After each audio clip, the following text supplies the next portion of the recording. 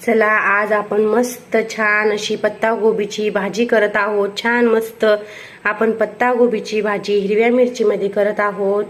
हे बघा आम्ही चिरलेली पत्तागोबी घेतलेली आहे आणि ठेचलेली मिरचीचा ठेचा घेतलेला आहे, कोथिंबीर घेतलेली आहे, खुडलेल्या लसणाच्या पाकळ्या घेतलेल्या आहे आणि भिजवलेली मुगाची डाळ घेतलेली आहे।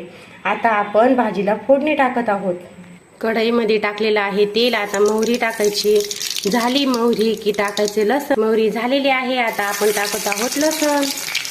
लसण छान झालेला आहे, आता टाकत आहोत हिरवी मिरची।